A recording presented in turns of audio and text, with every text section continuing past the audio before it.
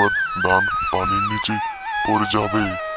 কত কষ্ট করে ফসল চাষ করেছি, জানি না এই ফসল বাড়িতে নিতে পারবো কি না।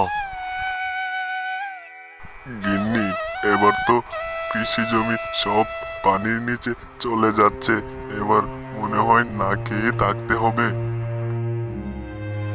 এদিকে রামু চাচা এসেও দেখে তার সমস্ত ফসল গাছ পানির উপরে ভেসে ওঠে। কত কষ্ট করে এই গাছগুলো রোপণ করেছি, সব ফসল দেখে যে পানির উপর ভেসে গেল। সব কৃষক হতাশ হয়ে পড়ে। গিন্নি, এবার তো কৃষকের প্রায় অনেক জমি পানির নিচে প্রায় তলিয়ে যাচ্ছে। আমাদের তো চাল কিনে খেতে হয়, তাহলে আমরা চাল কিনবো কোথায় থেকে যদি এভাবে বৃষ্টি হতে থাকে? এত চিন্তা করে লাভ নাই, কপালে যা আছে তাই হবে গো। এদিকে করিম চাচার জমি পানিতে ডুবে নাই, সে অনেক খুশিতে ধান কাটতে থাকে।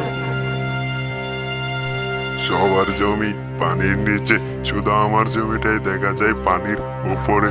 সময় থাকতে কেটে নেই। অনেক ঘরবাড়ি পানির নিচে তলিয়ে পড়ে।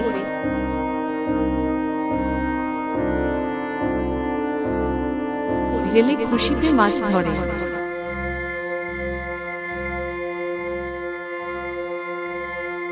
পানি কমে যাওয়ার পর কৃষকেরা নতুন করে চারা রোপণ করে। তারপর তাদের জমিতে প্রচুর পরিমাণ ফসল হয়, সব কৃষকের মুখে হাসি ফোটে।